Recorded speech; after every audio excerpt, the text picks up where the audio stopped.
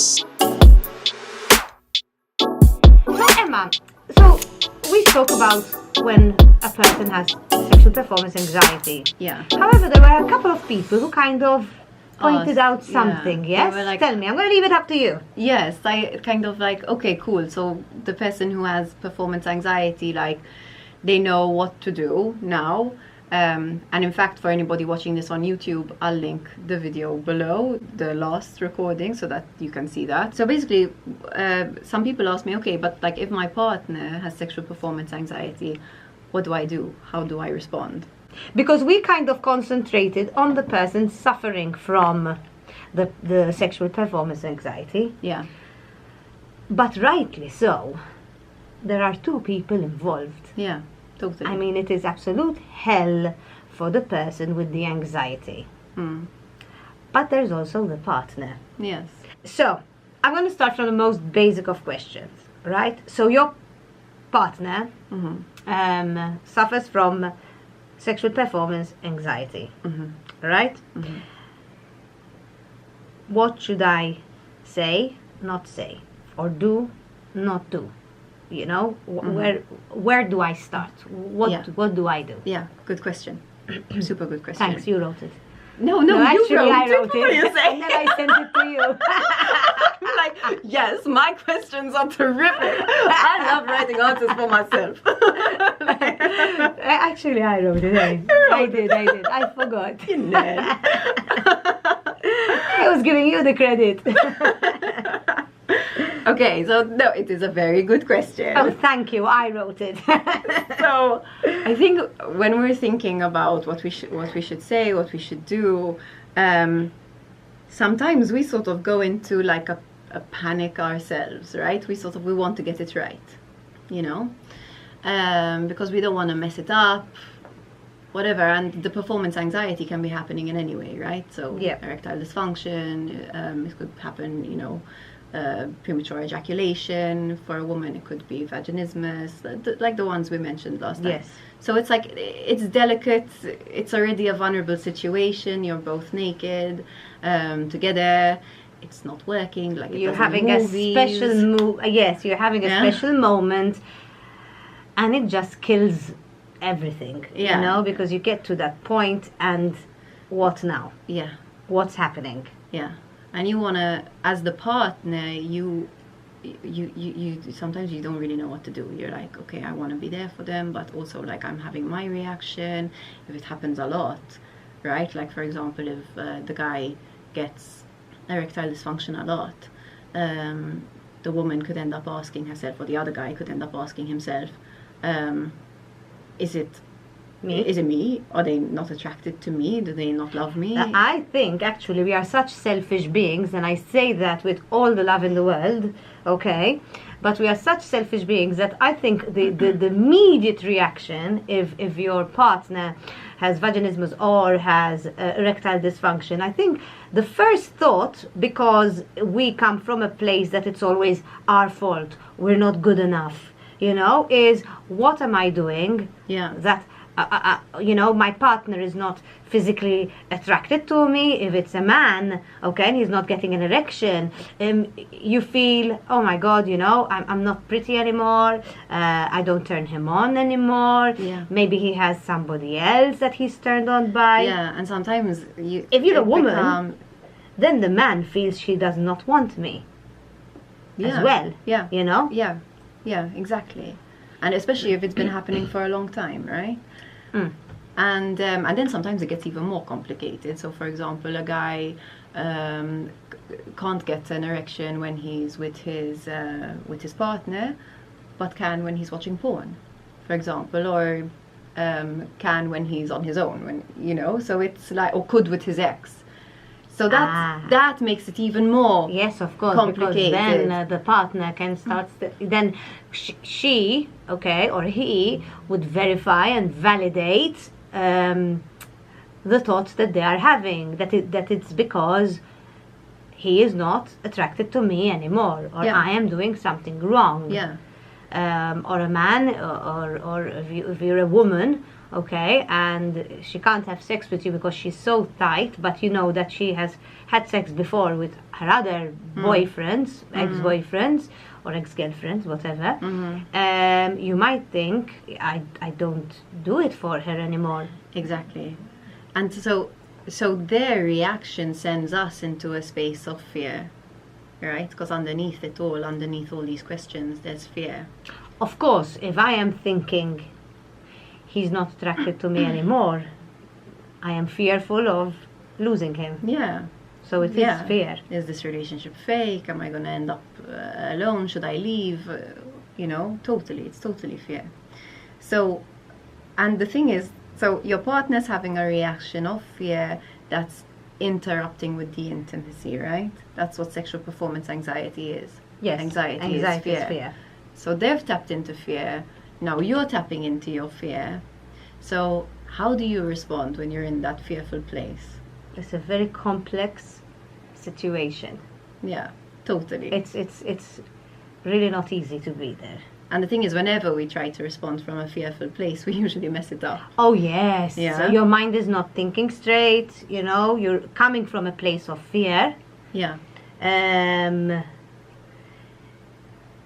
And you're thinking, it's because I'm trying to think that, because I think your frontal lobe is This is exactly what I was just thinking. Yes, it's exactly. your frontal lobe. Your frontal lobe actually shuts it off. It shuts off. That's where your creativity is. That's where your empathy, compassion. It shuts off, exactly. And you don't work from that place. It's because the two older parts of the brain, so the survival stem and the limbic system, where your emotions come from. So the survival stem is responsible for keeping you alive, right? Yes.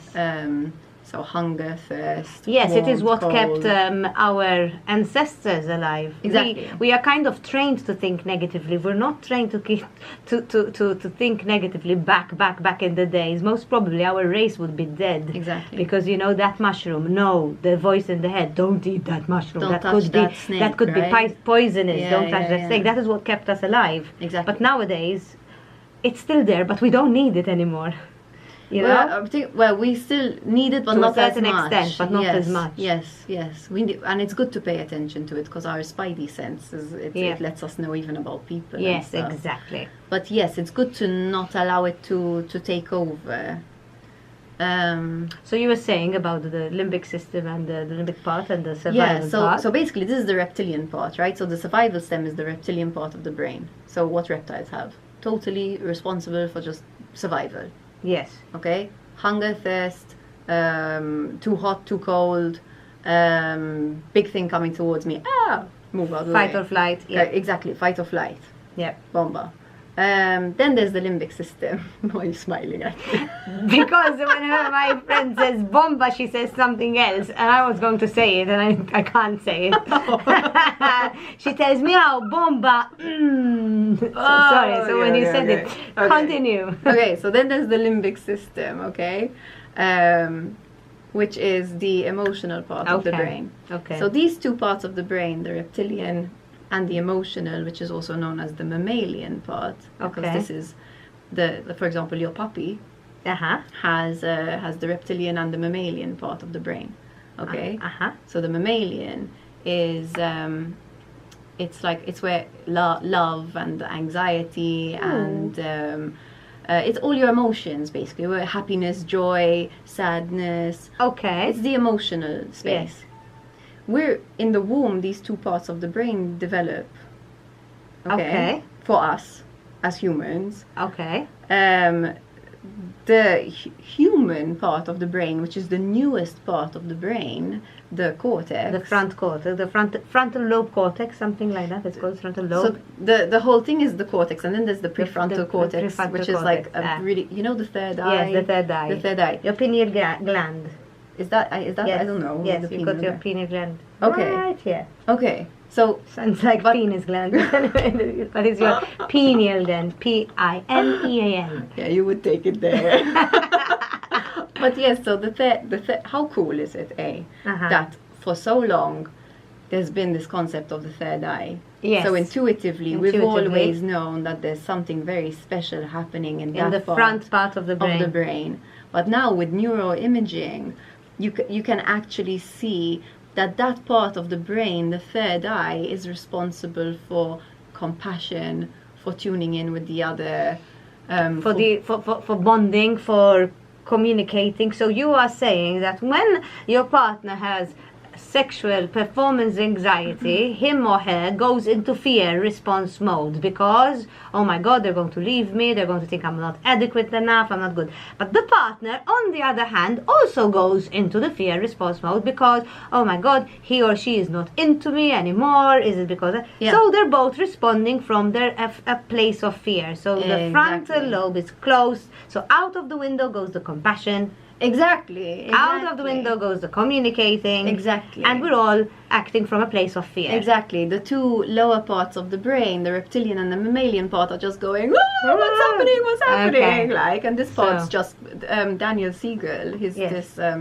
You've heard of Daniel Siegel? No. He's not a psychiatrist. Is he a psychiatrist? Psychiatrist or psychologist? I think he's both. Okay. He calls it flipping the lid. That your neocortex actually shuts off. So like the lid of your brain, the top layer of your brain just shuts off. So you flip your lid and you respond from a completely emotional place. So what are we telling our listeners? What are we telling them? What is the first thing they need to do? So there's this awareness that the first place they're going to react from is fear. Yes.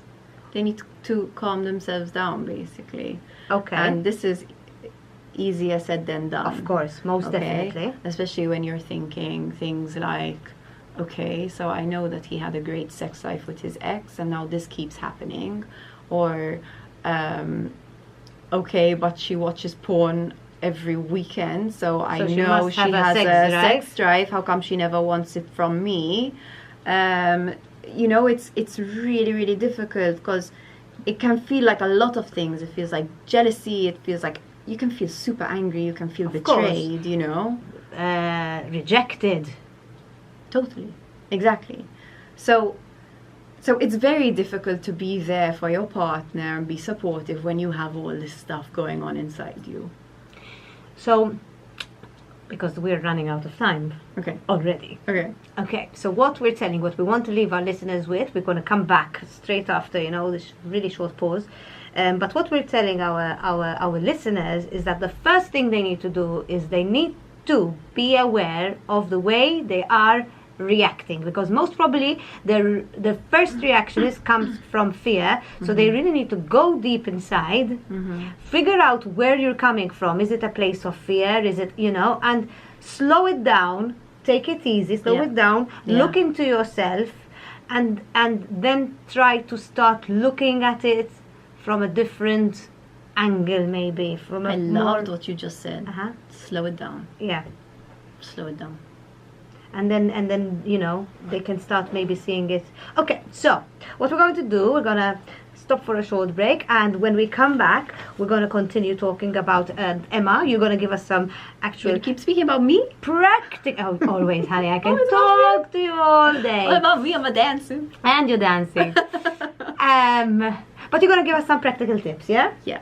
Okay. So, and welcome back to Let's Talk About Sex here on XFM 100.2 with me, Melanie Kelly. And today, I am with Mrs. Actually, I was going to call you Miss. No one calls me Mrs. I feel so weird when people call me Mrs. Too. When I got married, I was like, oh my god, it's so old. I know. I had a nervous breakdown. I'm like, and the other day, I know this has nothing to do with the show. I was, when you go on Ryanair and you start putting in your details, and there's Miss MISS, and then there's Miss MS, and then there's Mrs. MRS. I obviously take the MS. Yeah, me too. Because I'm not MISS, and What's the difference between MISS and MS? MISS is you're still single and and generally young. I've totally ticked that before by mistake. So I take the MS, not the Mrs. And my husband tries next to me and goes, "Why are you taking the MS? You're Mrs." I'm like, "Well, I should wear. Oh, fine, okay, I know, it's fine." so old. So yeah. No. So anyway, I have Miss Emma Hogg. Yeah, thank you. And we are actually talking about sexual performance anxiety because we tackled this issue a few weeks ago from the point of view of the person who is having this issue. But today we are actually talking about the partner, because it takes two to tango. There's always two within a relationship, maybe sometimes even more, but hey, that's Whatever floats your boat. whatever, Man. exactly. And the first thing we're saying is, what if your partner is suffering from a sexual performance anxiety? We ended the first part of the show by actually saying that, hey, you both come from a place of fear. You have to slow it down to kind of make sure that that you're not thinking about this from a fearful point of view, but from Yeah, exactly. a focused point of view. Exactly. Okay. Because when we stay with the fear, we go into what's not real. Yes. Right? Yes. So we go into, we create meaning too fast. So, for example, if my partner used to have sex with their ex, no problem, at least what I know about it, I can take that to mean that they loved her more than they love me. Right? If they can, have a good time with porn, but then they have difficulty when they're with me, I can take it to mean that they're totally perverted, for example. And it can send me into such a spiral. Right? And then I'm jealous, I want to go through their stuff, I want to check what's happening, and I just don't feel safe. So the whole thing can end up going from an instant to becoming this... Yes, it takes on a new head. Yeah. It becomes a monster. Yeah, with several heads. Yes. And, exactly. And if you had to probably stop and speak to your partner, you'd realize that most probably you have nothing to do with it. Not nothing to do with it in the sense of that it's all... It's more about them than it is about you. And it's not that you don't contribute in any way, because we contribute, obviously. Right? The way my energy is around you in this moment affects you. The way your energy is around me in this moment affects me. So, but at the same time, I'm not completely at your will. So kind of, you can be in a different energy level to me and I can still contain myself and whatever. It is perfectly normal, Emma, it is perfectly normal for the partner to first think, all right, my partner has is having sexual problems, that I am to blame. It is perfectly normal. Yeah. But what happens to most partners is that most relationships is they kind of ignore the elephant in the room, and they all make their own stories, and their stories are very different.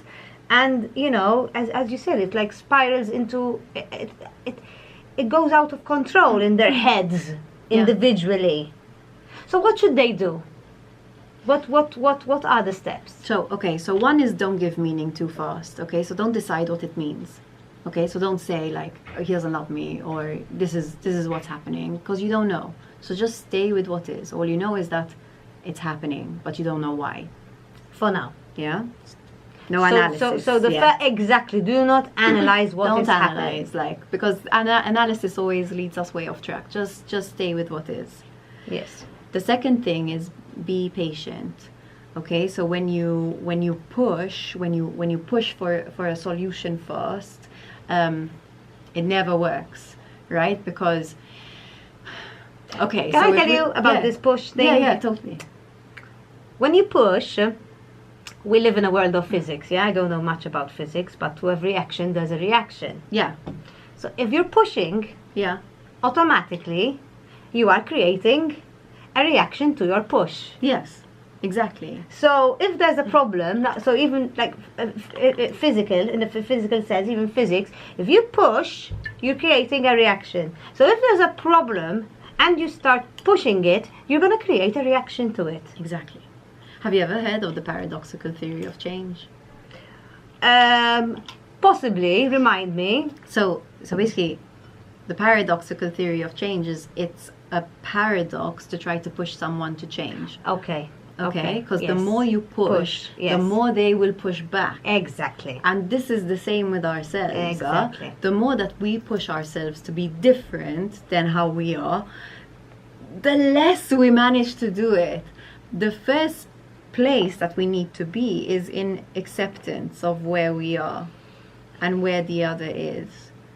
The thing is that it's difficult not to push, because we're in that state of fear. And because we're not having the sex that we believe everybody else is having, we think that we're broken. There's something wrong with us. So that triggers, as the partner, triggers my fear, triggers my partner's fear as well, but it triggers both of us. And all of a sudden it's like, we need to find a solution and we need to do it now, right? This needing for a solution right now is communicating. It's coming from a place of we are not enough. We're always trying to fix each other, aren't we? It's the first place we go to. Yeah. Trying to fix. Like Yeah. I used to go to these sessions where we used to be put in twos and threes and just share.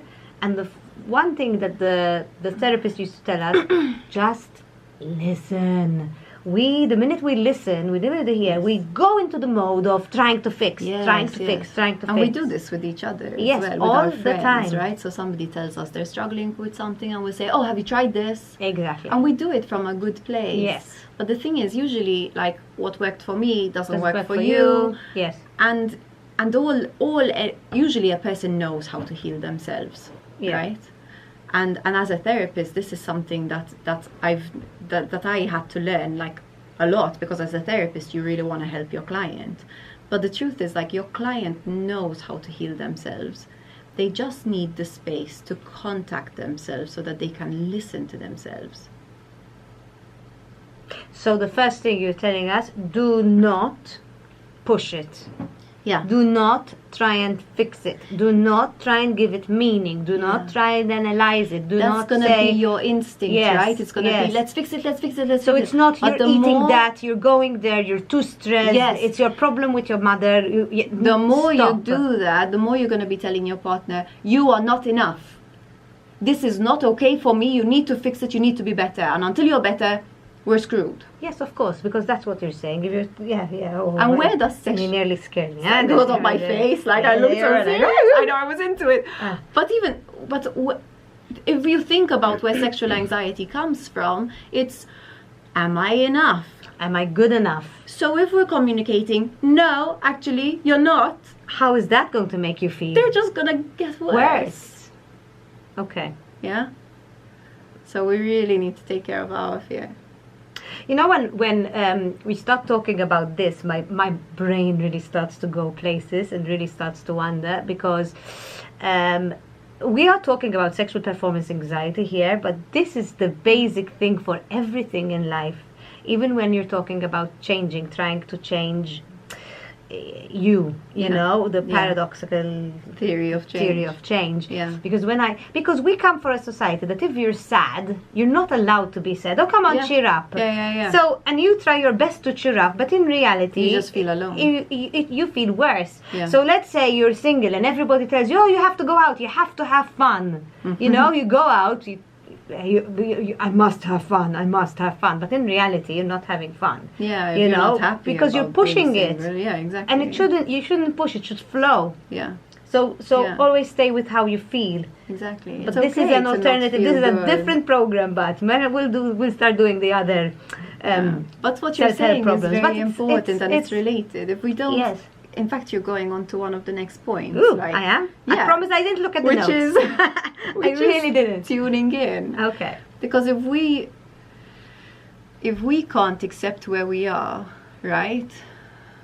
I mean, there are times when I feel anxious, or the more I try to pretend I'm not in that space, the more that emotion runs Yes. my behavior. And then that creates my reality, right? So if I don't admit to myself that I'm anxious to come on the program, and I just pretend I've got this, like, it's helpful to tell myself I've got this, but I need to understand what's underneath it, right?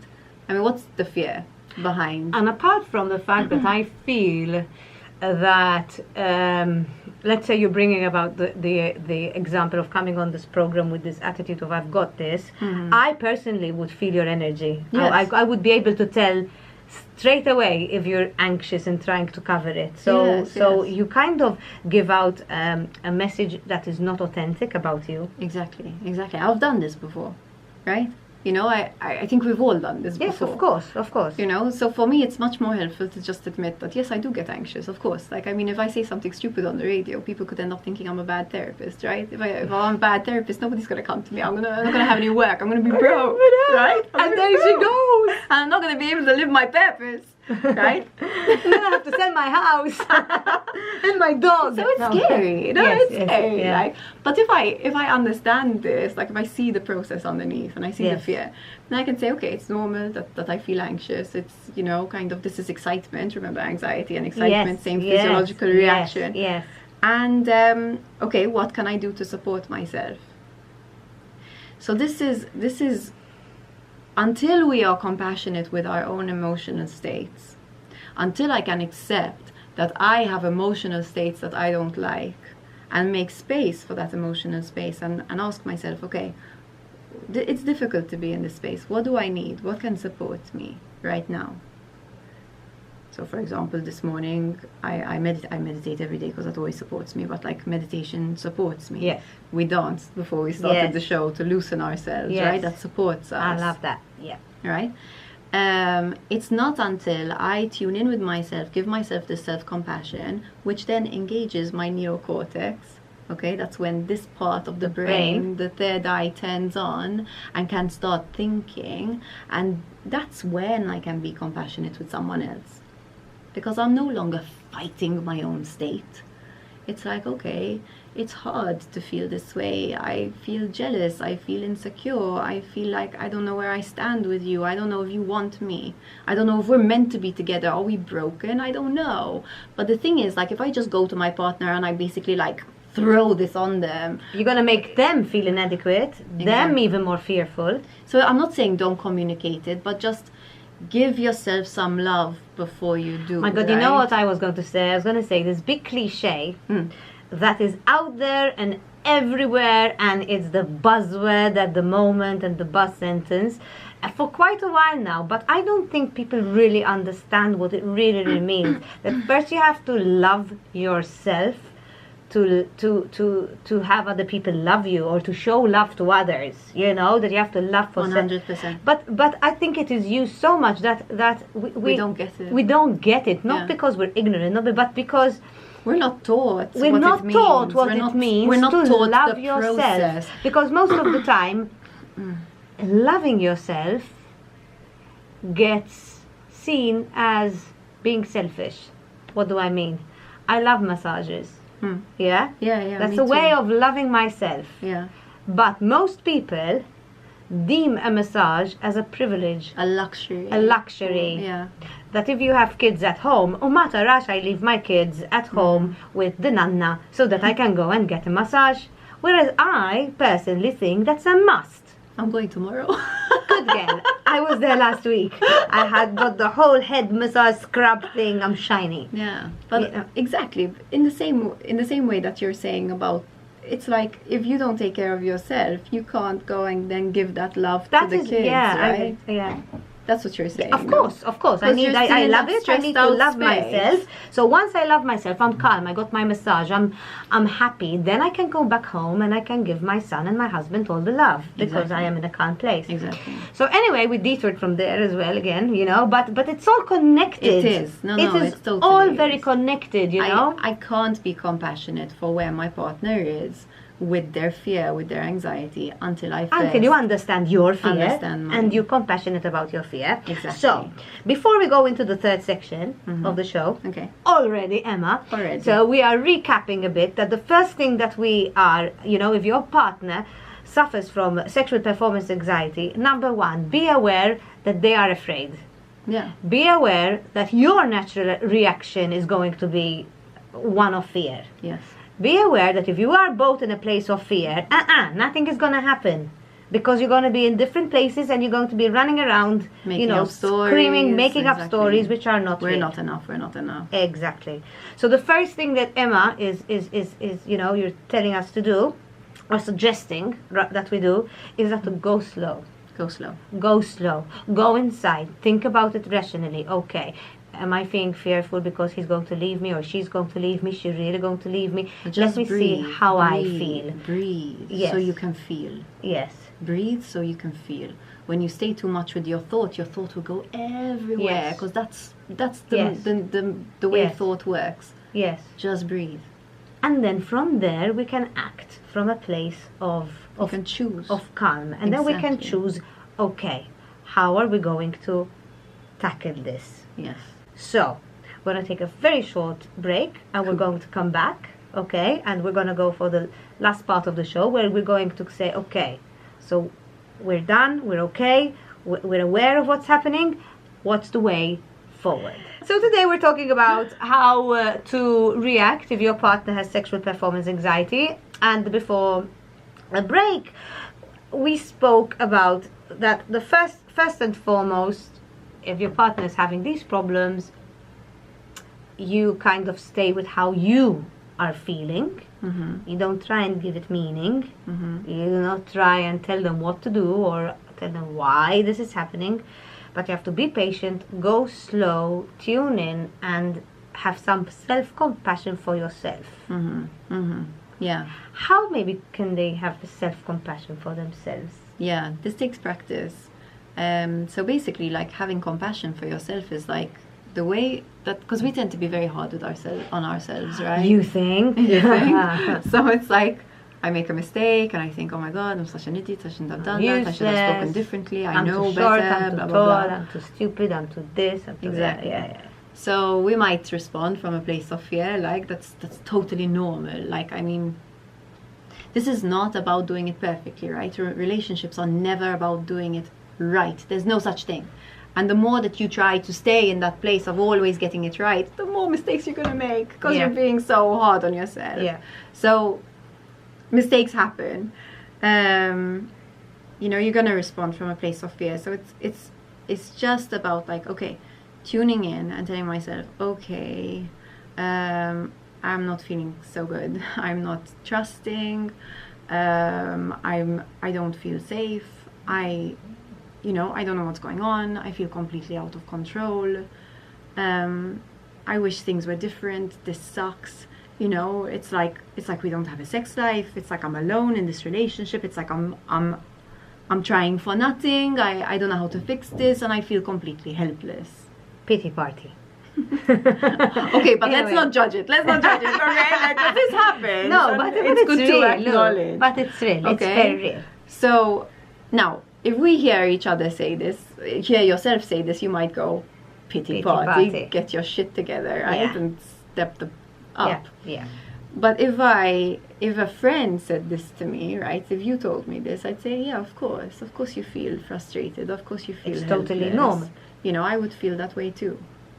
And this is what compassion is. This is what love is. So what I'm saying is, the more that we respond to ourselves with this judgment, with this like, you should be feeling different and get over it, get your shit together, like, the less we're able to do it. Because the neocortex just won't switch on. You're just reinforcing the emotional parts of the brain to stay in stress and fear, and the nervous system just stays in stress. So, be gentle with yourself. Be kind to yourself. Speak to yourself like you would Speak to yourself. Give to a yourself. best friend. I find that writing really helps me. Me too. I find, that if I had to sit down and write how I feel, okay, I know, if you're a guy out there and you're having problem because, your girlfriend is too tight and, it's hard to have sex, I know what you're thinking, as if I'm going to go and write this down. But, and I think it's even harder for a man than for a woman. Yeah, but we need to challenge these, we always need to challenge these beliefs, like that a man shouldn't be writing and processing his feelings. Well, okay, if that's your choice, but you're not going to have the relationship you want. You're probably not going to have the career you want, because at the end of the day, having a career and making money is totally linked to your emotions, like, completely. So if you don't understand your emotions, you're 4 steps behind in this evolution game. It's not a competition, but what I'm saying is, like, when you actually try to understand your emotions, you're helping yourself out so much more than when you just pretend that you don't have them. So if you're a man and you have your partner who's having problems with sex, okay? Mm-hmm. Who you just can't get in there, because that's what vaginism is, You just can't. Yeah. You just, Nah. there's no space. Shop closed. What?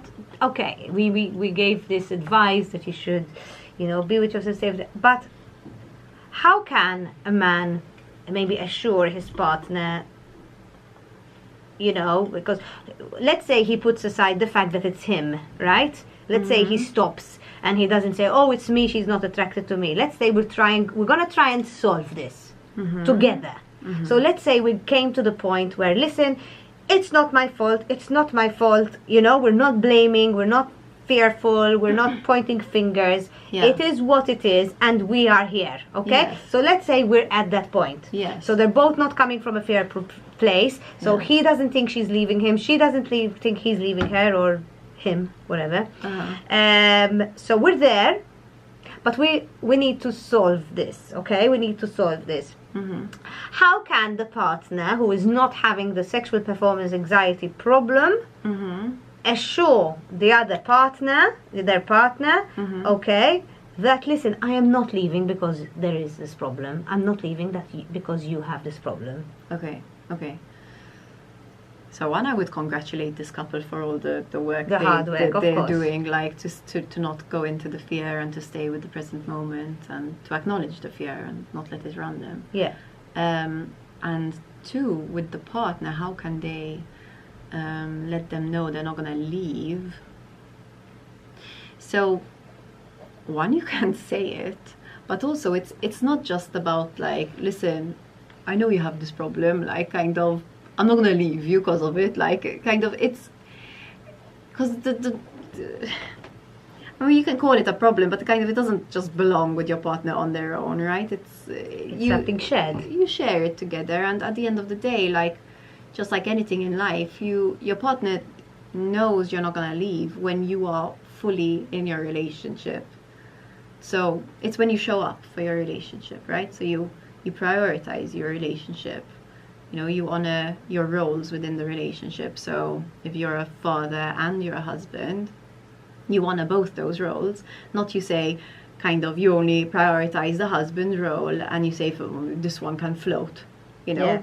Because anything that you're not growing is dying. So if you're not nourishing your relationship, it's gonna struggle, right?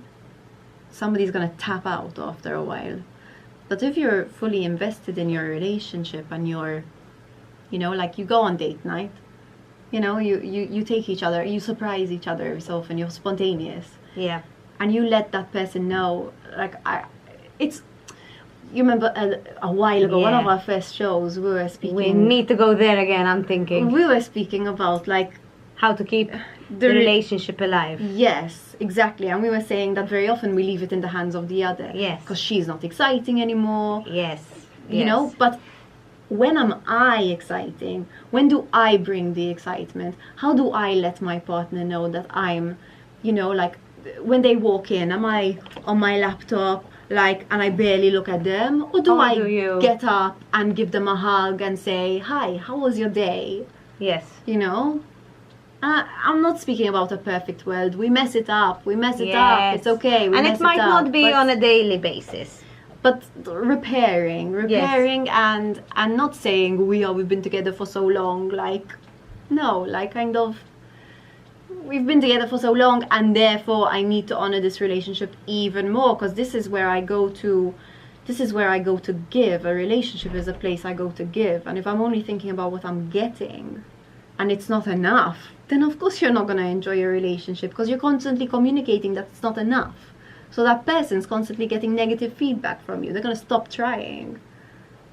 But if you go to give and you're like, I love being with you, I love enjoying time with you, what can I do for you today to make this day better? You get good feedback there. So when we're saying, it's when we talk about reassuring your partner that you're not leaving them because they are having this problem, we are not talking about grabbing their hand and telling them, I know you have a problem, I'm not leaving.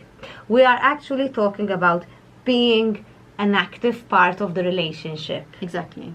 being an active part, not now he's got a problem, she's got a problem, she deals with it. You are there.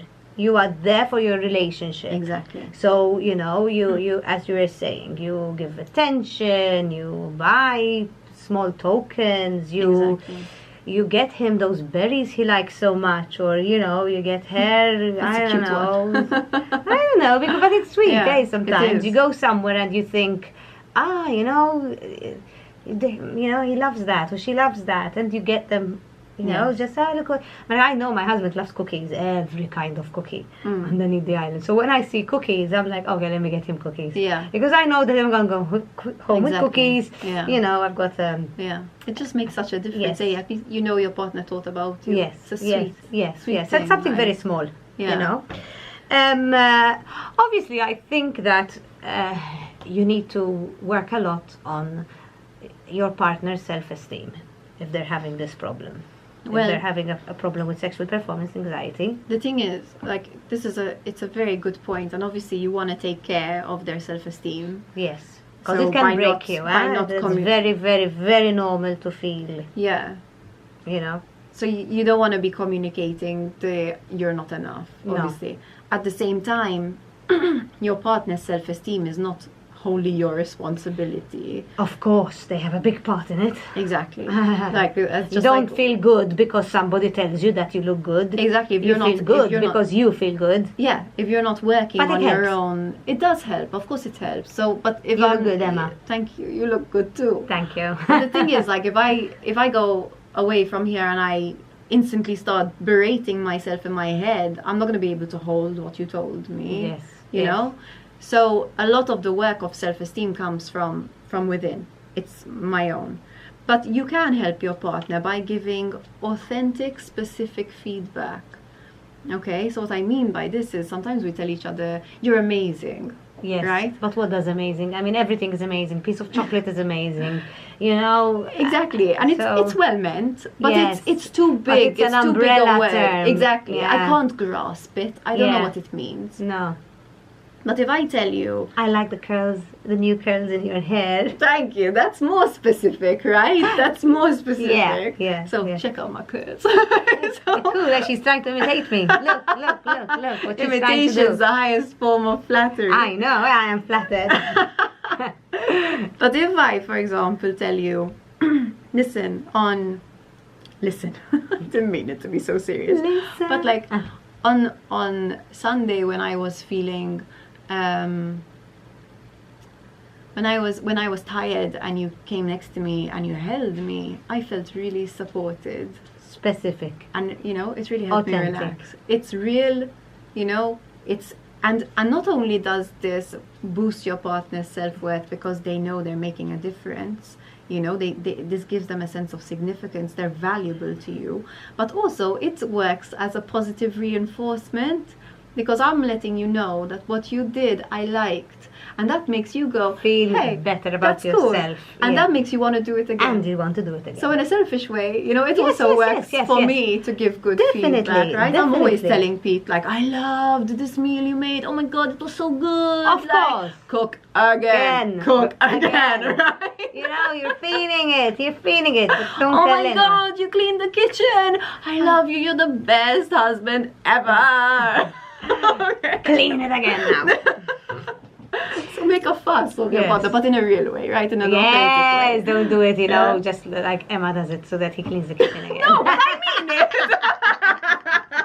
I totally mean it. Pete, that's for you. Anyway.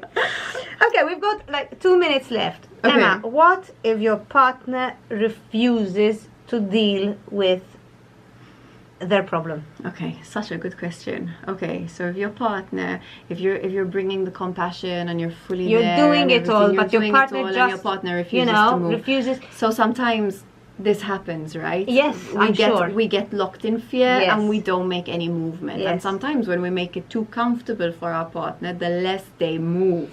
Right? Yes. But what happens when they don't move and we're making them very comfortable is that we become the parent, we become the caregiver, and no longer are we equals. This is the child, parent, adult, yes, and we move into parent, and they Yeah. automatically move into child. Exactly. And that's never going to stimulate either of you to want to do it, right? Because it's totally unsexy, and also it's not a fair dynamic. Like after a while, the one taking care is going to give up, right? And either they might not leave you totally, but they might leave you emotionally. So what I want to say is that just like you need to fully show up to your relationship, so does your partner who's struggling with anxiety. And what this means is you need to work on your anxiety, get support with it, look at it, like what's behind it. So once that we're looking into the person who is not the one dealing with the performance anxiety, but is the partner, what we are trying to say, that if your partner refuses to deal with their performance anxiety problem, in Maltese we say, tittain ruħek biex Alla jgħinek, means you have to help yourself if you want God to help you, which means we're telling the partner, listen, if they don't want to do anything, you try your best, you suggest going to therapy if that's the last resort, and if they don't want to change, then you can't be responsible for not having fixed them. Yes, exactly. That's it's not your to say. responsibility. No. And you are allowed to ask for your needs to be met. So you are allowed to say, listen, I get it. I get that it's hard for you. At the same time, like, if you're not going to fix it, I feel completely rejected. I feel like no one wants me. I'm like, I need us to work on this together. Will you work on it with me? So we're telling the partner who is, we're telling them, don't feel selfish, or don't feel like you're being a horrible partner. No way. If your partner has a problem and doesn't want to deal with it. Anxiety is not an excuse for not taking action, right? It's tough. It's tough to experience anxiety, but when it becomes an excuse, oh, I don't do it because I get anxious, what you're saying is not I get anxious, it's I'm lazy, I couldn't be bothered. Yes. Right? And I know this is harsh, but it's no, but it's true. It is. Right? You can't fix a person. They have to fix themselves, and you can't fix them, and you've tried everything possibly in your power, then you can't take the responsibility and the guilt of I didn't manage, I failed in trying to fix them. It's not your responsibility. No way. So anyway, Emma, we're running out of time. Yep. I can't believe that. Another show done. I know, done and dusted. This was my number 27, huh? You're serious? Yeah. That deserves like 3 high fives after each other. 1, 2, 3. Great. So anyway, thank you so much for being with us. We'll definitely have you again. Thank you. I love it. For another interesting topic. Thank you. So anyway, if anybody wants to, give a shout out to Emma, all you have to do is go to my Facebook page. Let's talk about sex on XFM 100.2 with Melanie Kelly, and there I can get you in touch with Emma. And if you'd like to see all the clips because you just managed to, to hear this last part, then you can go on the Facebook page. Emma, thank you so much. Thank you too. So good night, everybody, and we'll see you next week. Good night. Good show. Okay, I hope. I thought we were gonna dance again. You totally left me hanging. I was like, I'm so sorry. Let's dance. Shake your ass.